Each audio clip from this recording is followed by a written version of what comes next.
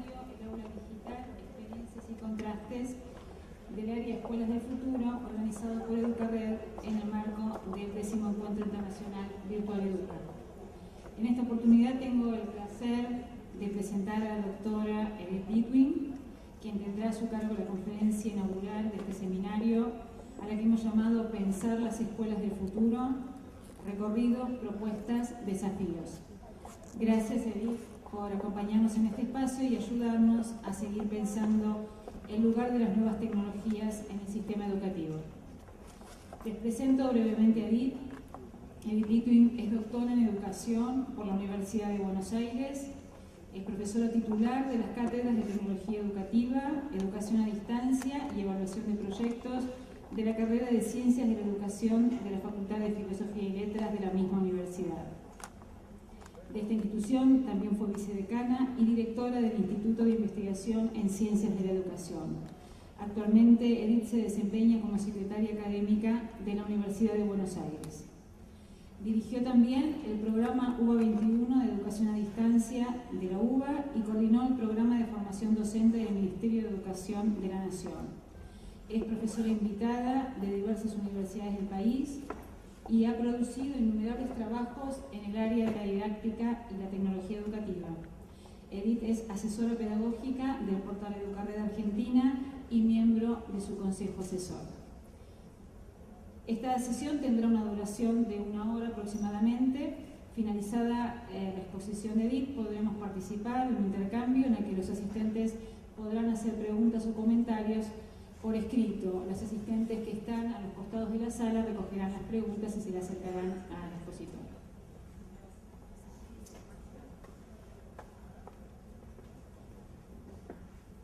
Gracias, Ángeles.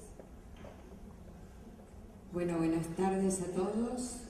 Muchas gracias a la Fundación Telefónica por este espacio y por lo que implica poder pensar en un espacio hacia el futuro. Deseamos en una suerte de futurología pensar en esas escuelas. Nos preguntamos si serán iguales a las escuelas de nuestros abuelos o por el contrario serán, como soñó un alumno de una escuela primaria de nuestra ciudad, espacios grandes y protegidos a los que van a ir los docentes y ellos simplemente se conectarán desde sus casas.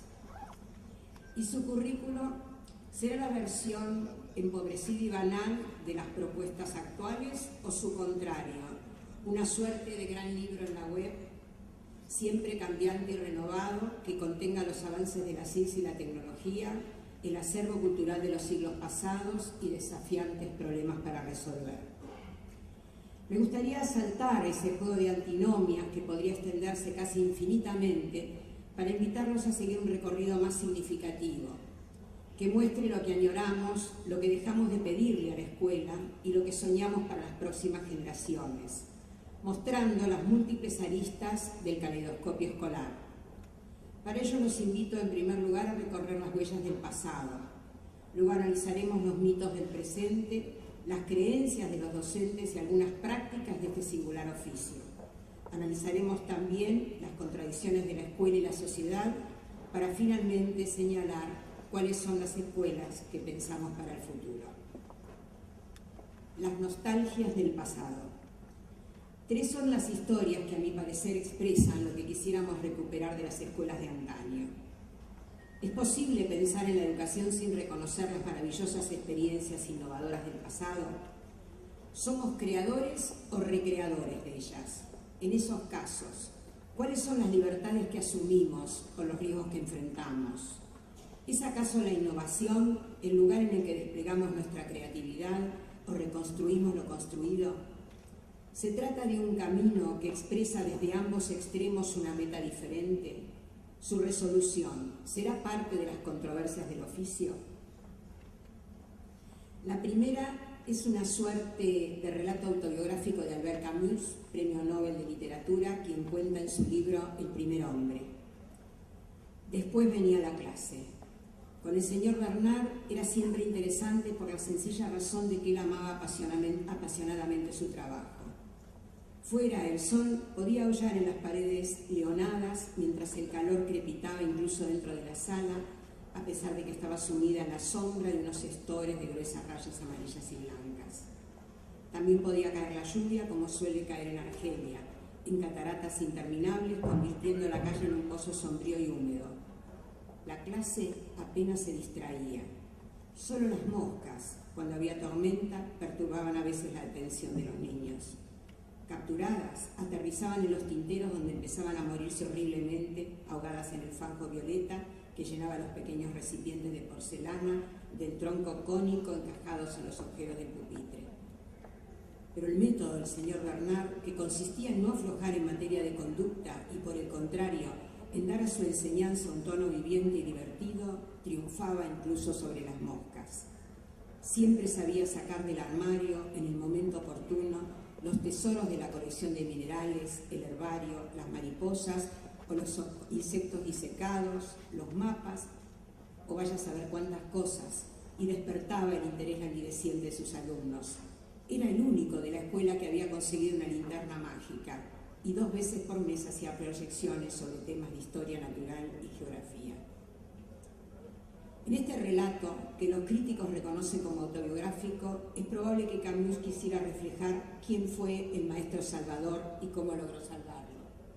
Era el único que, sostiene, relato que recoge las experiencias vividas, sus sentimientos, expresando fundamentalmente la elección de los recuerdos, su manera de interpretarlos, su creencia, sus valores.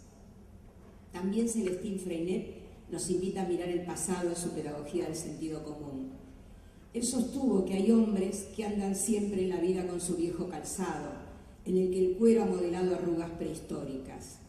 Y los otros, esos que siempre están molestos con sus eternos zapatos nuevos que no consiguen modelar y que les imponen un paso rígido y automático. 2 clases de hombres, los que experimentan y los que ya no lo hacen. Y se vuelve a preguntar, ¿será la escuela un templo o un taller? Para responder finalmente, no será un cuartel. Dichos con sencillez que iluminan el sentido de las escuelas, sus innovaciones y sus búsquedas por construir un espacio desafiante y provocativo para los estudiantes. Philip Jackson, profesor de la Universidad de Chicago, en un capítulo de su libro Enseñanzas Implícitas, recupera sus recuerdos de maestros memorables, recuerdos a veces borrosos, a veces imprecisos, que vienen entrelazados de sus logros estudiantiles. Entre líneas podemos reconocer esas historias cómo logró que las cosas difíciles pudieran ser fáciles, y no muchas más cuestiones que quedan en las preocupaciones del autor por su difícil diferenciación. Se encuentran en el manto de lo implícito al reconocerse como influencia real o imaginada. Sostiene Jackson, soy portador de las marcas del año que pasé con la maestra. Sin embargo, cuando procuro revelar esas marcas, decir cuáles son, ponerlas de manifiesto para que todos puedan verlas, advierto que soy incapaz de hacerla de un modo que convenza al escéptico, incluso al escéptico que hay en mí. Narraciones que bucean en el recuerdo del pasado y que se proyectan en las búsquedas de entender una difícil profesión signada por los recuerdos desprolijos y desaliñados de esas vivencias. Pensiones y búsquedas de ser docente a la manera de no serlo o por el recuerdo de. 3 autores que quise recuperar en las búsquedas de las escuelas del pasado. Armarios mágicos, pizarrones, innovaciones con sentido en las manos de maestros memorables son las expresiones de los recuerdos nostálgicos de las escuelas de antaño. Los mitos del presente. En el final de la década del 70, hace ya unos cuantos años, realizamos una investigación referida a los efectos de la utilización de las tecnologías en las prácticas de los docentes y en los aprendizajes de los estudiantes. Una de las líneas de investigación de mayor interés se construyó a partir del relato de una docente que estaba a cargo de una experiencia en donde se compartían clases de televisión con los estudiantes, tanto en un grupo control como experimental, por razones de falta de grupo efectivamente comparables con la muestra local. La docente sostenía que aun cuando había utilizado todos los cuidados que el ejercicio de la docencia requería, dadas estas 2 funciones, tenía mejor relación con los estudiantes del grupo experimental que con los chicos del grupo control. Observamos sus clases, realizamos entrevistas y pudimos entender lo que sucedía. Ella consideraba que en el grupo experimental cobraba fuerza y vitalidad el proyecto que incluía tecnología.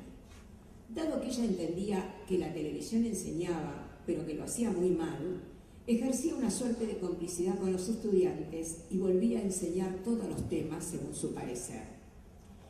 Esta situación provocó un clima de confianza que estimuló la relación entre docentes y estudiantes. Es así como reconocimos que más de una vez se redimensionan y fortalecen las creencias respecto del valor de las tecnologías cuando se las utiliza en la enseñanza. Esto sucede tanto por parte de los estudiantes como los de las instituciones, las comunidades y los mismos docentes. Se constituye así un mito respecto de los efectos de la enseñanza que desdibuja la función docente, mientras cobran inesperado y potente valor las acciones del afuera. Nos preguntamos cómo podemos recuperar la valoración de las prácticas y las consecuencias del acto de enseñar sin que medien en estos análisis las improntas de los contextos, las ayudas u otros factores que desdibujan la conciencia del accionar docente.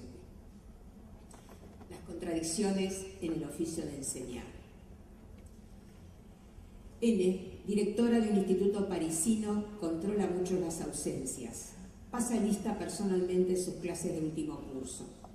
No aparta los ojos especialmente de un reincidente, al que ha amenazado con la expulsión a la próxima ausencia injustificada. Esa mañana el muchacho no está. Es la gota que hace rebalsar el vaso. N llama inmediatamente por teléfono desde la Secretaría a la familia. La madre, desolada, afirma que su hijo está efectivamente enfermo, en cama, riendo de fiebre, y le asegura que estaba a punto de avisar al instituto. N cuelga, satisfecha. Todo está en orden. Salvo que de regreso al aula se topa con el muchacho. Sencillamente estaba en el baño cuando pasó lista. Memorables historias, sostiene Daniel Pennac, de la complicidad adulta con la mentira del niño. Nos advierte en torno a las sociedades que se edifican sobre la mentira compartida. Historias de escuelas para hablar de la mentira y convocarnos a pensar en ella. También reconocemos una serie de actitudes que se reiteran para justificar la falta de búsqueda o empeño en propuestas de mejora y de cambio. Se trata de actitudes que más de una vez tienen sobrado fundamento o recogen historias y experiencias legítimas, pero consolidan una actitud adversa para el cambio, poco esperanzadora o fatalista antes de empezar la tarea. Sin embargo, creemos que reconocerlas nos ayudan a encontrar nuevos caminos, sortear dudas y alentar una búsqueda para proponer una educación que entusiasme por igual a docentes y estudiantes. Domingo Bazán Campos señala una serie de actitudes anti-innovación que se plasman en sujetos que impiden o desalientan las innovaciones. Reseña algunas, aun cuando admite otra lista posible, encarnada en modelos de sujetos de las instituciones educativas. Nos habla de personajes representativos del paisaje de las debilidades. Esto ya lo probé. Es una frase que se repite frente a muchas propuestas innovadoras. Es cierto que se probaron a lo largo de la historia de los docentes muchas propuestas. Sin embargo, más de una vez cambian las razones por las que se las propone. Se trata de acciones que parecen similares pero no lo son. Cambiaron los actores y cambiaron las condiciones. En esos casos, ya lo probé, es más que otra cosa la justificación para la inercia. En otras circunstancias no va a resultar. Da cuenta también de una postura fatalista que no alienta la búsqueda de soluciones o el compromiso con la mejora. No se va a poder hacer. Implica una nueva variante en las actitudes obstaculizadoras del cambio. Significa reconocer que las condiciones no son favorables, los contextos no ayudan, los actores no se comprometen. El grupo que lo tiene que implementar no entiende la idea y la deforma. Justifica también la falta de estima o confianza en el grupo y no reconoce que una idea se potencia con la participación de todos, que aun cuando cambien la propuesta, la fortalecen mediante el trabajo del conjunto. Las 4 actitudes descritas no son otra cosa que la expresión de las variantes que debemos sortear a la hora de producir una innovación. Sin embargo, sortearlas nos permite reconocer los antecedentes de otras prácticas similares, asumir una actitud crítica que analiza los riesgos al igual que los beneficios, estudiar y vencer las condiciones adversas, saber que los grupos al participar de manera comprometida modifican las ideas originales al hacerlas suyas. En síntesis, la actitud que impide contiene el germen de una actividad crítica de valor indiscutible para pensar e implementar las innovaciones una vez que se sortean. También nos preocupa una actitud ingenua, positiva, pero no realista, en tanto no favorece el desarrollo de las innovaciones. Las escuelas que soñamos. En un libro autobiográfico titulado El profesor, el escritor Frank McCourt cuenta anécdotas de su vida cuando se desempeñó como docente en escuelas públicas de Nueva York y cómo aplicó estrategias poco convencionales para enseñar a los jóvenes. Recuerda cuando uno de sus estudiantes escribió una carta justificando la ausencia a clase del día anterior y firmando la carta como si hubiera sido su madre. Una nota de justificación, señala, es parte de la vida escolar. Todos saben que es una ficción, pero se trata de cartas floridas, textos imaginativos que dan cuenta de un talento inimaginable, gemas de la ficción, la fantasía, la creatividad, el rencor, la autoconmiseración, los problemas familiares, calderas que explotan, ataques cardíacos, techos que colapsan, abortos, asaltos. Ahí está lo mejor de la escritura infantil estadounidense, sostiene el autor. Cruda, real, urgente, lúcida, breve, falaz. Notas de justificación que guardó y repartió un día y propuso que se estudiaran como un modelo de notas de justificación. Inventó así un nuevo género literario. Anécdotas de la vida singular del maestro que muy probablemente se entiendan moralmente si se reconocen en el contexto en el que se inscriben y que dan cuenta del sentido de la enseñanza, como la que cita en otra de sus páginas, cuando reflexiona arrepentido luego de haber convocado a un padre y observado la paliza que el padre propina a su hijo, aduciendo que lo crió para que respete. La ética del cuidado.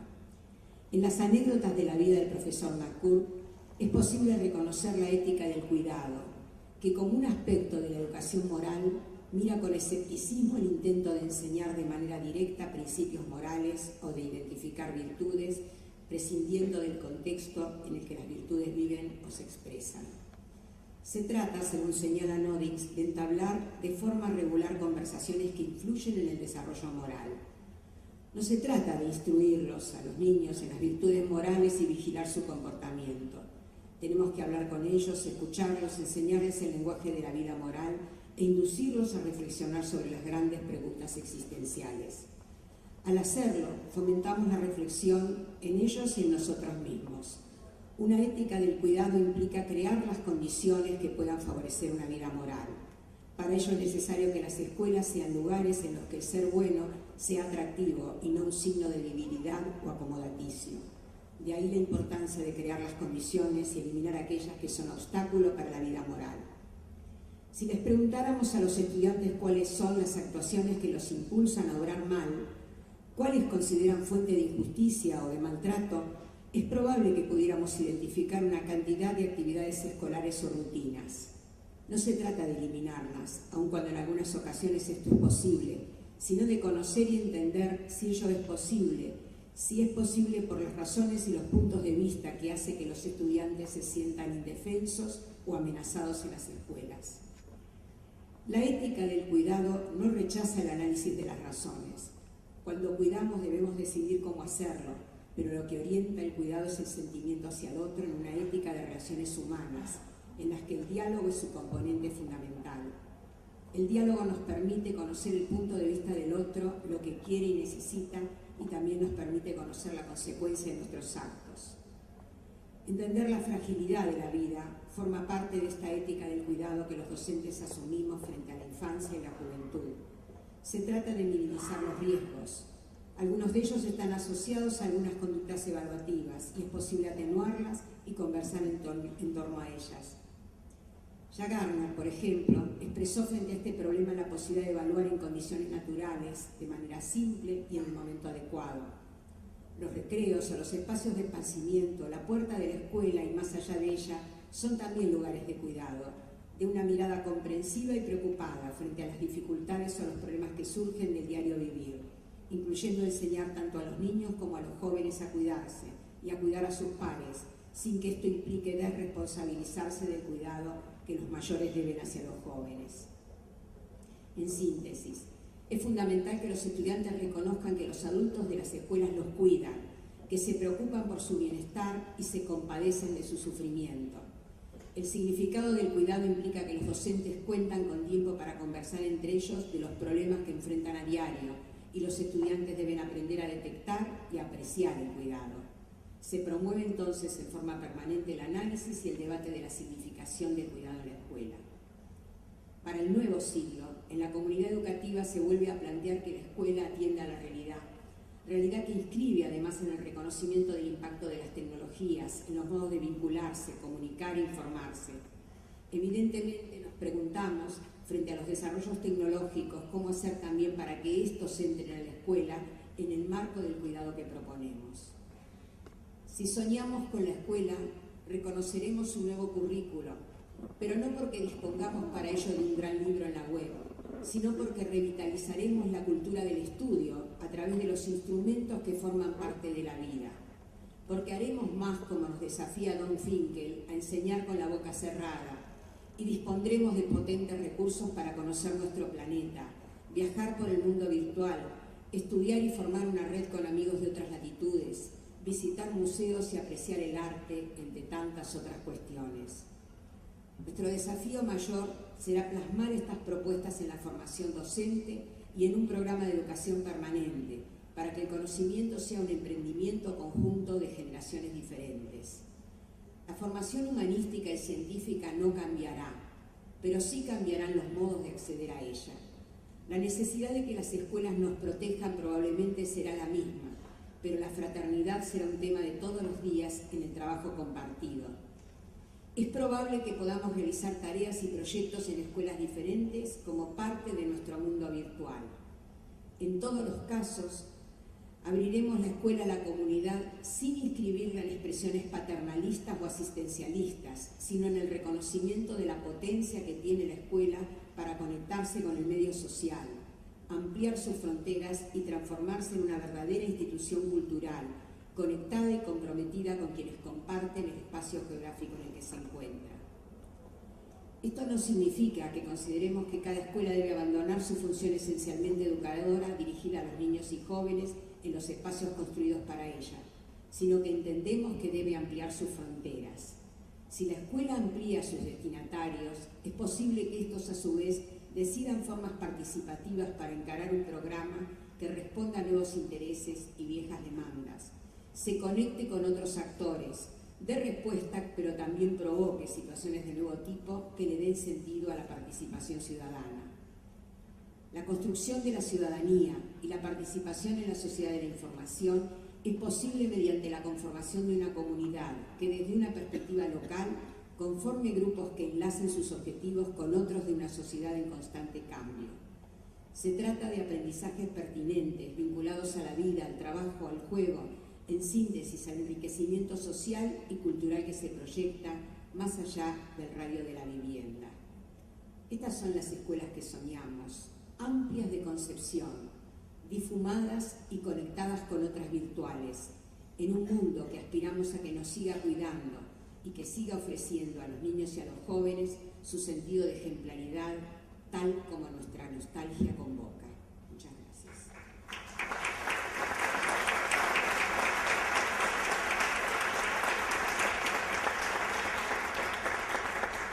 Muchas gracias, Edith. Abrimos ahora entonces el espacio para las preguntas, los intercambios, los comentarios que quieran hacer. Están en este momento las asistentes pasando por los pasillos y recogiendo las inquietudes que ustedes puedan alcanzar, Edith, para seguir discutiendo estas cuestiones.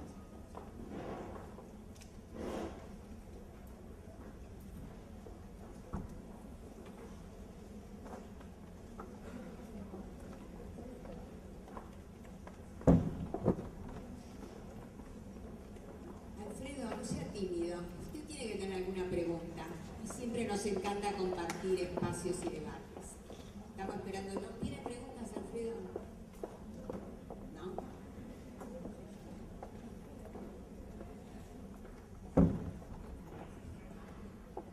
No tiene. Bueno, acá tengo uno. La inclusión de las nuevas tecnologías y su carácter ubicuo también nos permite imaginar la organización de nuevos espacios en los que transcurrirá la vida escolar en el futuro. ¿Cómo imagina esos nuevos espacios escolares? Bueno, creo que la tesis, de alguna manera, del trabajo que presenté tiene que ver con eso. O sea, cuando pienso en esas escuelas del futuro, bueno, me acuerdo mucho de esa investigación en la que chicos de distintos grupos nos fueron diciendo también cómo se la imaginaban. Y ahí los chicos se la imaginaban como escuelas virtuales a las que iban solo los docentes y ellos no. Bueno, eso inspiró una idea interesante, pero inspiró también esta idea de escuelas con espacios bastante más abiertos. No estoy pensando en la escuela como un centro cultural, estoy pensando en la escuela en el marco de la educación permanente, estoy pensando en una escuela además conectada a otras escuelas y conectadas con redes de escuelas, en donde se trabaja de manera conjunta a través de las redes. Y entonces de alguna manera, esa posibilidad de pensar las escuelas amplía el horizonte, no solamente porque convoca a los padres, a las familias, etcétera, sino también porque es capaz de abrirse no solamente a la comunidad, sino a otras comunidades y con esto generar un currículum de nuevo tipo. Hay un artículo de Larry Coogan, que es un especialista en tecnología respetable en el debate, especialmente en Estados Unidos, que él piensa que las escuelas son muy resistentes y él cree que las escuelas de nuestros abuelos serán muy parecidas a las escuelas de nuestros nietos o bisnietos, etc. En realidad, casi todo el trabajo trata de orientar hacia contestarle a Larry Coogan y decirle que no. Yo creo que van a ser muy diferentes. Pero sí es cierto que hay cosas que se tendrían que conservar si esas escuelas quieren de alguna manera plasmarse hacia el futuro pensando en una sociedad mejor. Y esa es la ética del cuidado, esa es la formación cívica y ciudadana. Y seguramente estas ideas, ¿no es cierto?, de escuela como ejemplar seguirá estando, fueron las prácticas de las escuelas de los abuelos y lo que le seguimos reclamando a las escuelas hoy. Bueno, hay otra pregunta que dice: situaciones que hasta hace poco tiempo podrían haber sido imaginadas, hoy ya son reales. Por ejemplo, pensar el trabajo en el aula con una computadora por niño. ¿Están las escuelas preparadas para la innovación tecnológica? ¿Cuáles son los puntos centrales de un programa de formación docente en tecnología educativa? Bueno, de verdad que todavía en nuestro país no son reales. Las escuelas no tienen una computadora por chico, más de una vez las escuelas no están conectadas, más de una vez los docentes no tienen la computadora, o la computadora está guardada también porque no se puede pagar el seguro. Eso lo hemos visto recorriendo institutos de formación docente de la provincia de Buenos Aires. Entonces, a esa realidad todavía es una realidad para batallar, y creo que es parte de los problemas de las políticas educativas del hoy. Cuando hablé de las escuelas del futuro, hablé de un tema que me parece que es central para pensar las escuelas del futuro, que son lo que tiene que ver con la formación docente. No se puede pensar en las escuelas del futuro si no pienso al mismo tiempo los procesos de formación docente. Y creo que nuestro mayor desafío está justamente ahí. Está en poder pensar de nuevo la formación docente. Y si a algún lugar tenemos que cambiar, si hay algo que tenemos que cambiar en nuestro país, creo que es la formación docente. Creo que ahí tenemos una deuda histórica y creo que ahí tenemos un desafío, bueno, casi diría abismal. Los institutos de formación docente, aun cuando haya muchos institutos en nuestro país que están transitando este camino, requieren que muchos más transiten este camino y requieren que docentes se capaciten para pensar de manera diferente en la escuela.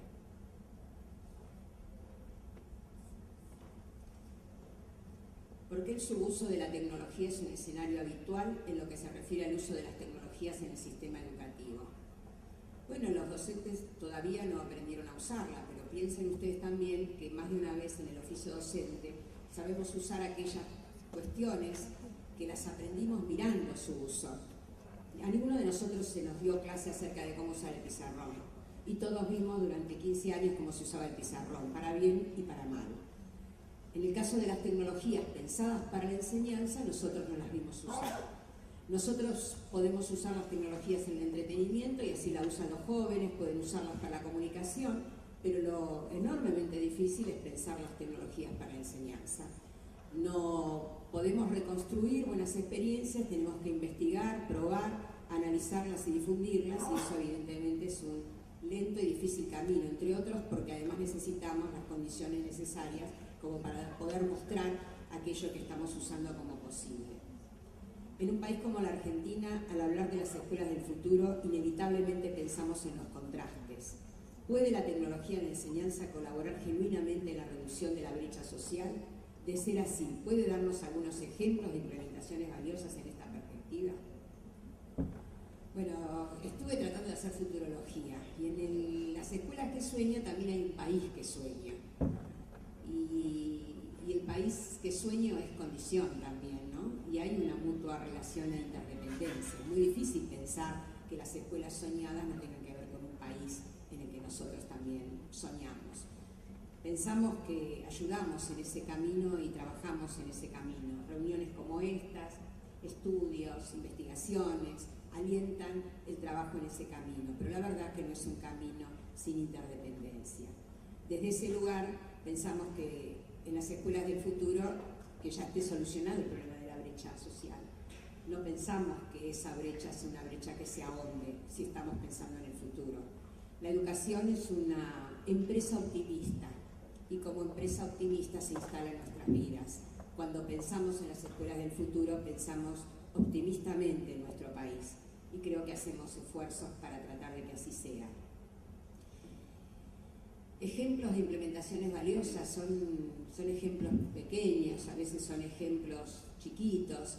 Más de una vez los hemos analizado en la Fundación Telefónica en relación con experiencias valiosas que han sido premiadas. Hemos visto en escuelas especiales maravillosas experiencias, también las hemos visto en jardines de infantes. No son los niveles del sistema educativo los que hablan de experiencias valiosas. Es más, creo que acá hay alguien que recibió un día un premio también en estas experiencias valiosas de buenos proyectos con inclusión de tecnología, que en todos los casos intenta ir más allá. No es que da cuenta de que usó bien la tecnología, da cuenta que tuvo claros propósitos para el uso de las tecnologías, da claro y da cuenta de que el sentido de las tecnologías fue más allá de su uso y tuvo que ver con los propósitos que se plantearon en las escuelas. Si tuviera que hablar de experiencias valiosas, no hablaría de cuándo se usó bien una wiki o si se generaron algunas propuestas maravillosas con cazadores de aventuras. Tendría que hablar de maravillosos propósitos que le dieron sentido a las propuestas de uso de las tecnologías.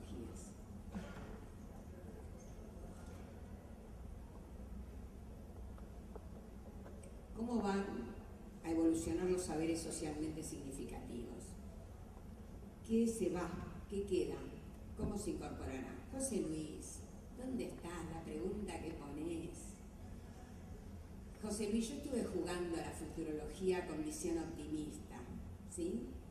Pero creo que ese es un desafío. Estuve pensando positivamente y de manera alentadora para pensar esto, pero estoy convencida que las escuelas esas del futuro, las tecnologías, no las tengo acá. Las escuelas del futuro van a tener otras tecnologías y seguramente van a tener otros desarrollos y otros encuentros. Los saberes socialmente significativos, bueno, yo pienso que estos perduran. Yo pienso que estos van más allá de nuestras modestas propuestas técnicas para diseñar un currículum.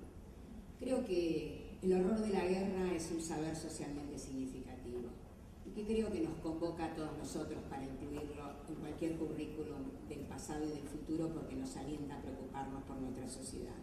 Entonces seguramente va a haber saberes que vamos a seguir pensando y que van a perdurar, pero también seguramente va a haber otros, y eso es lo que yo no sé qué va a pasar, cuáles son, qué se va a incorporar, por suerte, porque si no estaría en un lugar absurdo para una investigadora de la Universidad de Buenos Aires. ¿Contesté, José Luis? La verdad es que conozco a la mitad de los que están acá, ¿eh? O sea, tengo una idea de pariente ya a esta altura de la vida, ¿no? ¿Qué reflexión le merece la capacitación docente en relación a la tecnología y el escaso tiempo de que disponen en servicio para esto? Bueno, está difícil decirlo así en general, porque hay cientos de capacitaciones. Desde Educarred se desarrollan capacitaciones, que todas me parecen maravillosas. Acá están los capacitadores, Entonces, si yo no digo eso, me matan al bajar. La verdad es que hay cientos de experiencias. Y como toda experiencia de capacitación, con Alfredo conocemos unas cuantas, ¿no? A través de los años, las hay buenas, las hay más o menos, las hay malas. De las malas también se aprende, por lo menos se aprende porque son malas. Y vale la pena mejor las mejores. Pero es cierto que que experiencias hay muchas. Creo que lo sustantivo ahí son las buenas intenciones. Creo que ver si esas experiencias de capacitación tienen sentido en términos de buenas intenciones. Y esa solo la justifica, ¿no? Acercarnos al otro y enseñarle cómo usar la tecnología con sentido.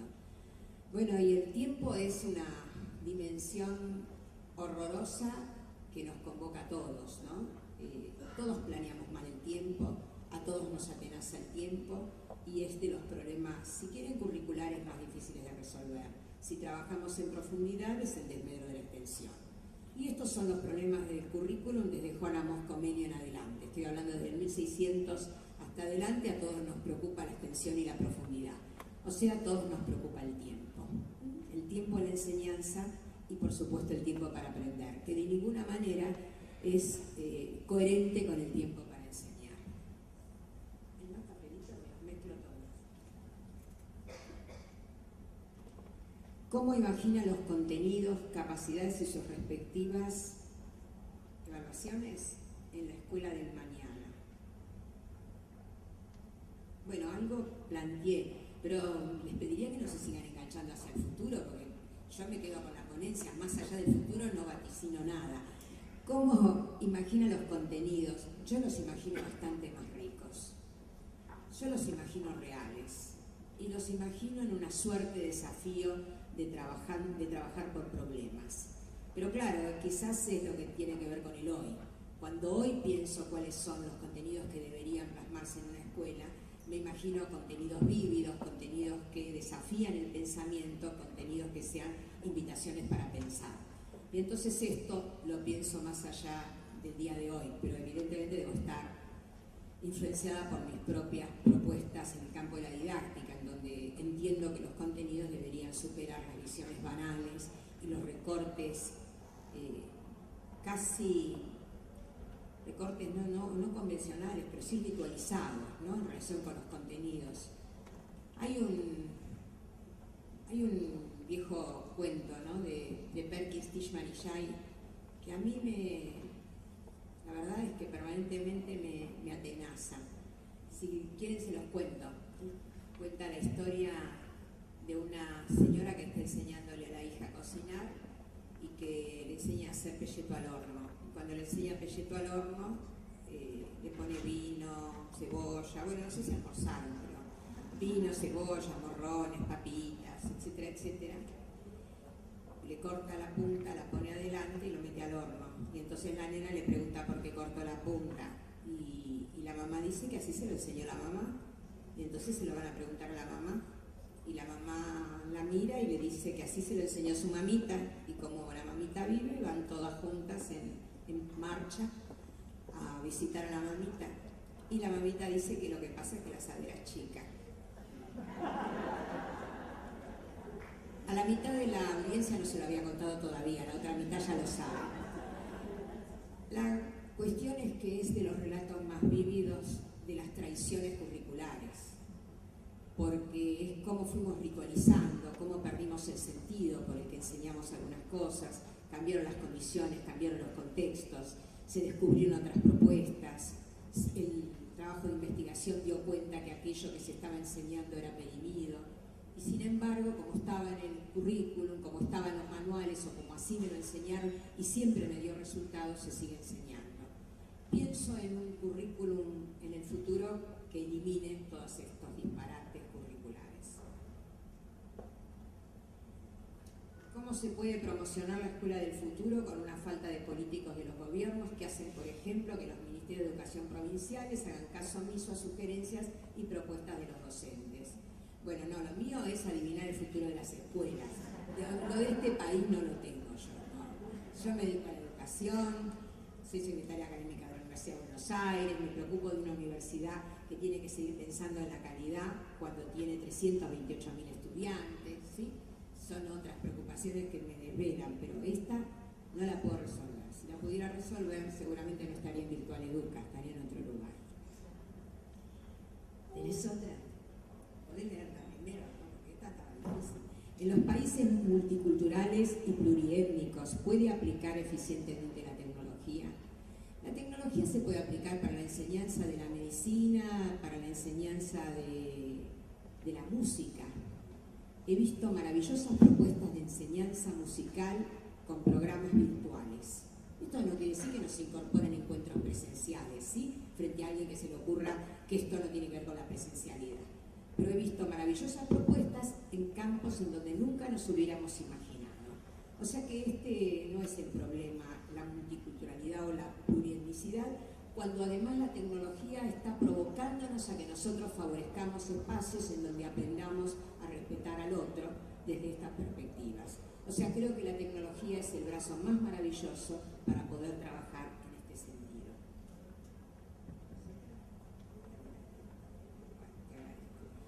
¿Qué valor cree que se le asigna a la sociedad de pertenencia a la educación tecnológica y a las tecnologías? Y la economía, que en gran parte nos determina, ¿qué sentido tiene resignificar lo pedagógico desde lo tecnológico? Esto parece un alumno mío por lo difícil, ¿eh? Solo un alumno puede hacer estas 3 preguntas en una. ¿Qué valor le asigna a la sociedad? Yo creo que, ¿saben qué? No sé si tengo una visión determinista, pero la tecnología invadió no la educación, nuestras formas de vida y de trabajo, nuestras maneras de pensar y de investigar y de producir conocimiento. Si yo no entendiera esto, no es que le tengo que asignar un valor, lo tiene asignado per se. Y si yo no lo entendiera, estaría pensando, no sé en qué sociedad, estaría volviendo a las cavernas y pensando que es mejor que me esconda en alguna cueva para pensar la educación. Y por supuesto que esto se enmarca en un proyecto de país. Y en ese proyecto de país no es que hay que pensar en la educación, en la tecnología, hay que pensar en la educación. En el proyecto del país hay que hacer una apuesta a la educación. Y la educación conlleva tecnología, la conllevó siempre. En el relato de Camus era lo que contenía ese armario. Cuando Celestín Freinet habla de hay hombres que calzan los viejos zapatos y hay hombres que se ponen siempre zapatos nuevos, está volviendo a decirnos cuánto impacta la innovación en las propuestas de una escuela que fue rupturista para sus tiempos.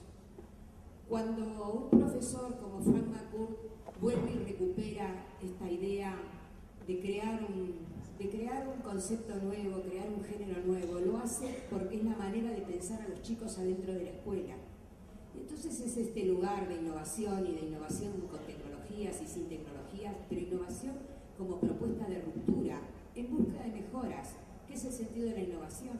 Pero no puedo seguirme preguntando si es con o sin tecnologías, porque las tecnologías están, porque me tengo que apropiar de ellas y pensar también que las futuras generaciones no se van a tener la misma dificultad que yo, porque así como yo tengo dificultad con las nuevas, las futuras van a tener dificultad también con las nuevas, no las puedo imaginar, pero creo que van a seguir, ¿no es cierto?, impactando en nuestra forma de vida y conocimiento, como impactan en cualquier campo profesional y académico. Tenemos que poder pensarlas al servicio de la humanidad y también reconocerlas que los problemas que nos atenazan van más allá de usar o no las tecnologías y tienen que ver con esa ética del cuidado y tienen que ver con esas escuelas con sentido de ejemplaridad. Bueno, muchísimas gracias.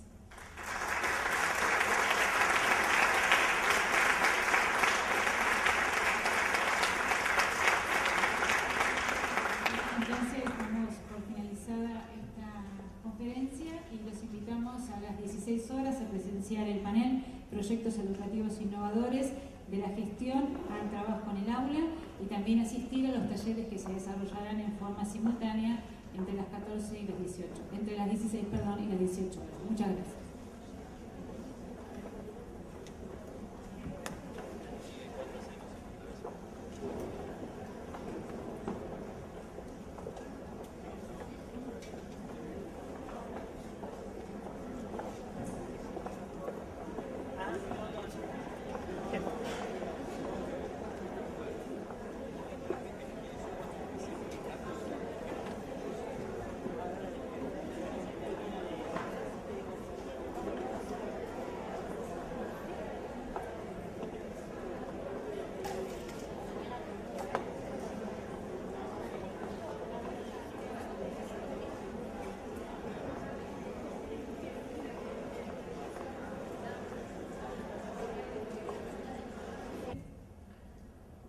nuestro varón en esta mesa. Cristian es chileno, casado, tiene 2 hijos, uno de 16 y uno de 11 años. Cuando le pregunté si este era el currículum, me dijo, sí, es lo más importante. Es ingeniero industrial de profesión y diplomado en marketing integral. Es ejecutivo en la Fundación Telefónica de Chile en los últimos 10 años y tiene 21 años en la Corporación Telefónica Chile. Actualmente es el responsable de Educarred Chile y de la gestión de recursos de la Fundación. El título de su ponencia es Intervención Tecnológica Educativa y de Gestión en una Escuela Vulnerable.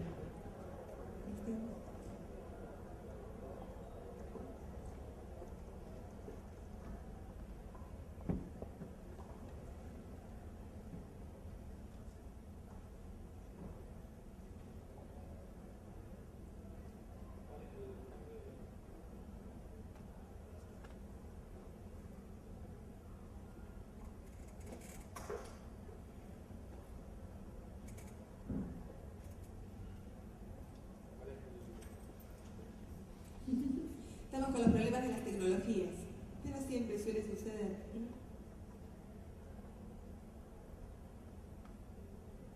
Bien.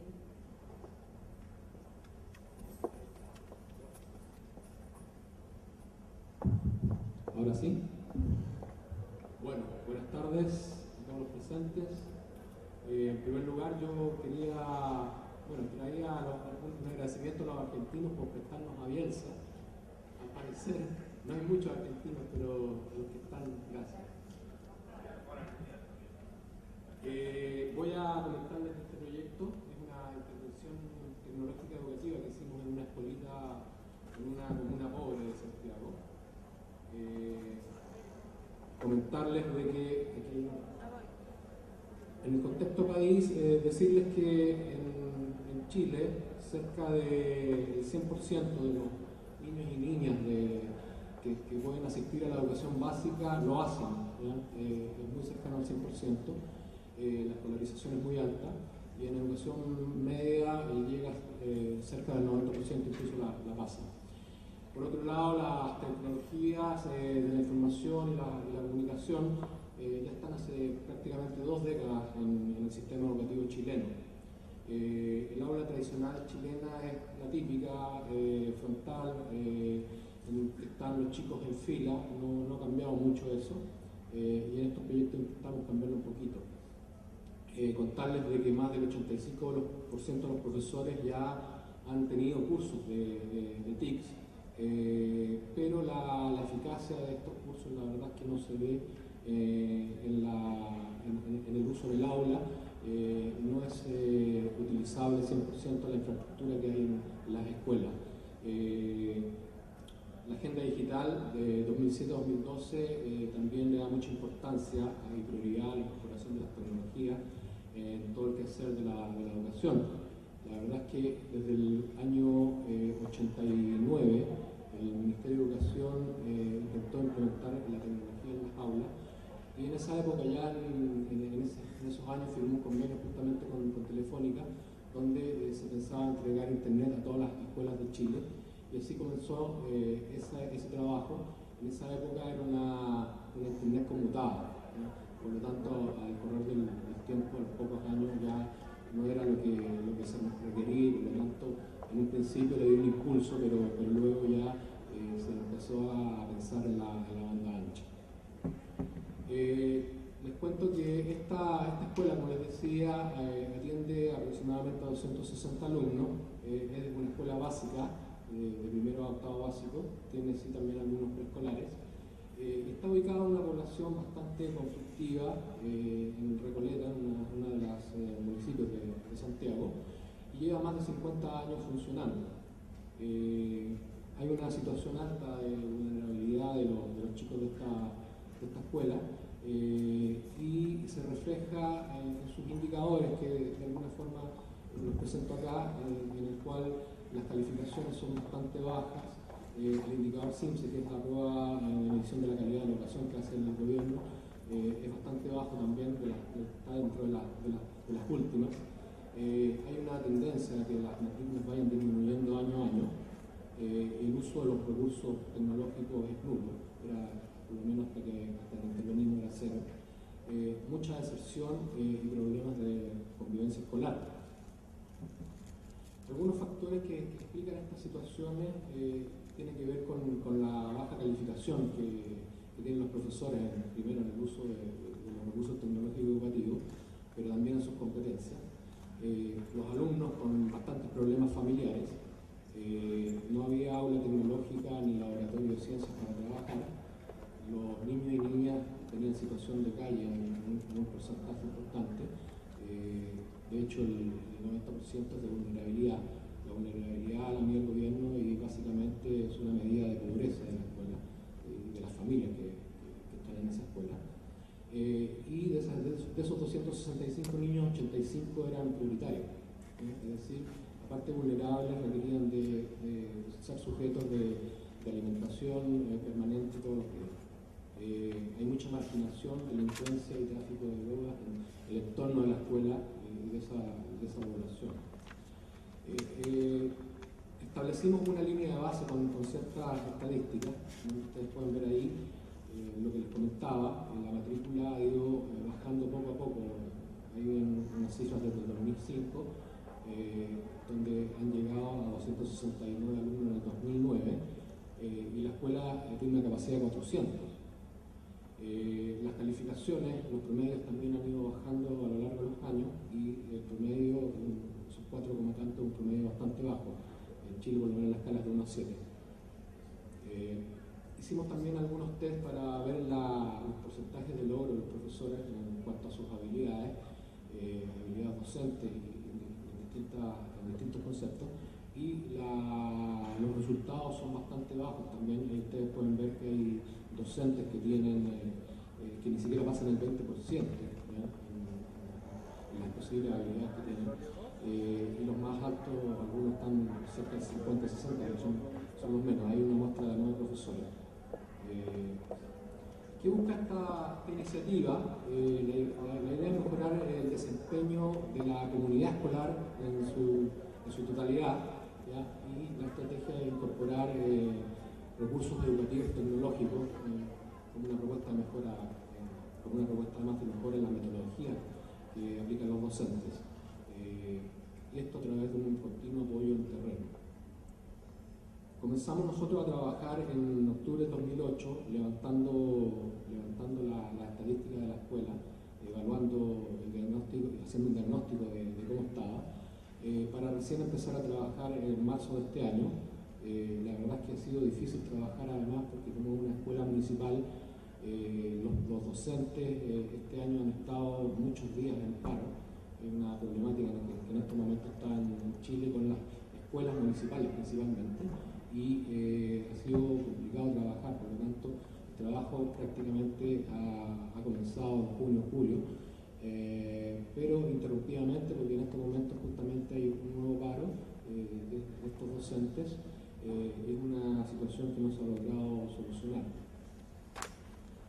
Los objetivos de la iniciativa, como les contaba, es mejorar en primer lugar el desempeño de la comunidad total escolar que está en la escuela, trabajando en distintos ámbitos. Primero, la asimilación y uso de las TICs por parte de los profesores y alumnos, pero también incluir a los padres en ello. Queremos trabajar también en competencias en ciencias y matemáticas, principalmente porque el diagnóstico nos dijo que esa era una de las principales debilidades de la escuela.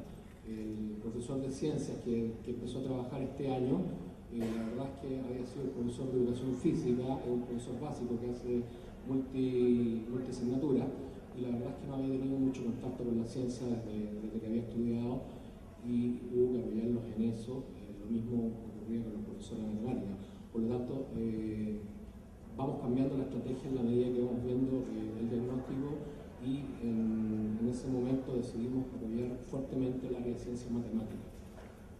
Por otro lado, mejorar las prácticas metodológicas docentes, pero también la gestión de la institución. Creemos que la gestión de la institución es importante también de atacar de forma integral. Habían otros objetivos también colaterales, como el trabajar con el bullying, que dada la escuela vulnerable y la marginalidad que tiene, se da bastante en los chicos. Y como les comentaba, los resultados del CIMSE, que es la prueba que mide la calidad de la educación. Por último, trabajar con la disminución de la matrícula y la deserción de los chicos. Como les decía, la estrategia fue estar adentro. Creemos que es importante estar adentro de la escuela, crear las confianzas necesarias con los docentes y con los directivos, y para eso estamos seguros que tenemos que tener gente en la escuela, ser parte de la escuela. Creo que eso da la confianza para que los docentes se puedan entregar al trabajo. En una primera etapa entonces definimos estas tres áreas de trabajo. Uno es el uso de las tecnologías y talleres, donde pusimos un especialista en terreno encargado de proponer primero, de realizar un lado y coordinar todas las acciones tendientes a mejorar el trabajo y aprovechar la tecnología que estamos implementando en esta escuela, y realizar los talleres pertinentes de manera tal de trabajar con los chicos y con los profesores también. Dispusimos de talleres de alfabetización digital para los profesores y para los padres de la escuela, como les comentaba, y trabajar con los docentes en conjunto con los chicos también en el uso de la tecnología. Pero quisimos también dar este plus de trabajar en las asignaturas más débiles. Pusimos también un especialista a cargo de lo que es ciencias y matemáticas, el cual diseñó talleres en estas asignaturas con un enfoque más bien tecnológico. La idea es que los docentes trabajaran con el método científico por un lado, pero también después lo asociaran a las tecnologías, ¿no? Hay distintos software que permiten aplicar trabajos de ciencia a través de la tecnología y hace ver las cosas de una forma más fácil para los chicos. Por otro lado, creíamos que era importante, como les decía, intervenir en la gestión del colegio, y nos pusimos a trabajar con los directivos. Para eso nos apoyamos de una ONG que trabaja en gestión educativa, y ellos también van a terreno, se juntan con los directivos de la escuela y sugieren pautas para hacer más eficiente toda esta gestión institucional. Les ayudan a postular a ciertas situaciones que el gobierno entrega a estas escuelas vulnerables. No siempre las utilizan porque no saben cómo postular, entonces ellos van a terreno, trabajan en conjunto y así pueden tener una alternativa de mejora para esta escuela. ¿Cómo se organiza nuestra labor? Aquí un esquema un poco que va a ir mostrando lo mismo que ya les estaba diciendo, pero en un esquema donde está la tecnología con los talleres educativos, se diseñan los talleres, se capacitan los docentes, hay una retroalimentación permanente con el colegio, y se van recolectando datos y estadísticas, porque lo que queremos y que creemos que es muy importante es intentar evaluar el impacto que tiene la intervención en la escuela. Ahí están los proyectos de ciencias y matemáticas, como les contaba.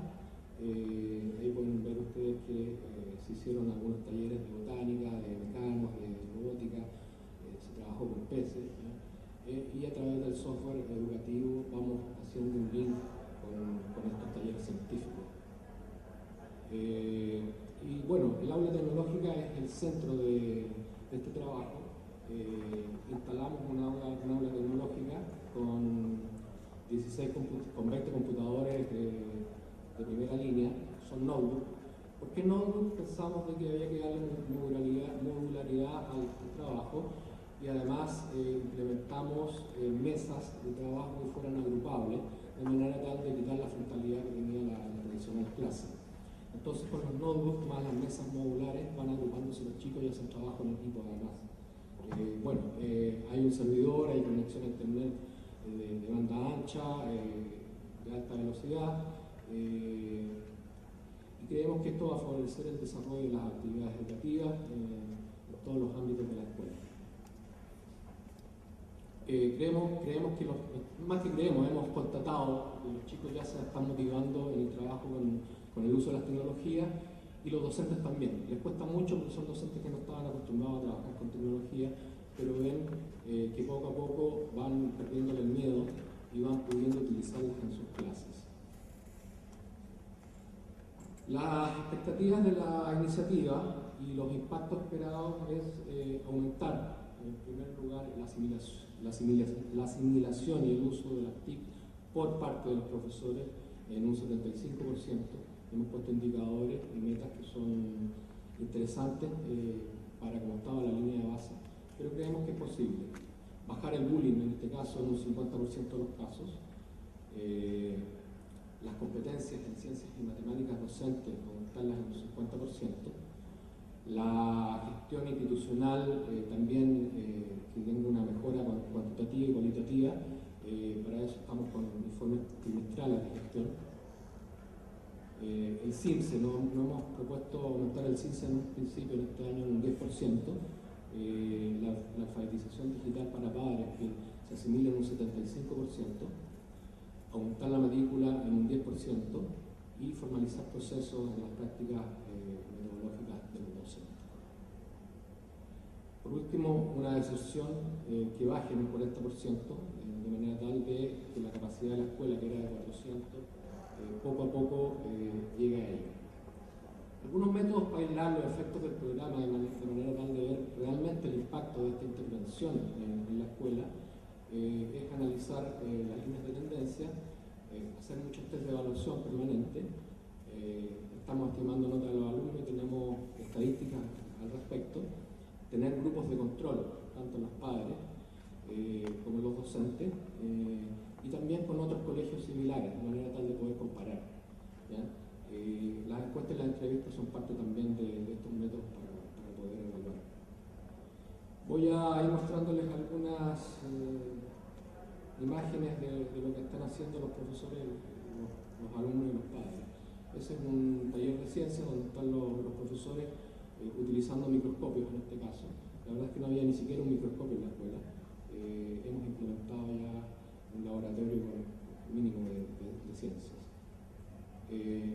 Los alumnos lo mismo, ya están trabajando en los talleres de ciencia con microscopios, con distintas actividades que tienen que ver primero con las ciencias, pero también con la tecnología.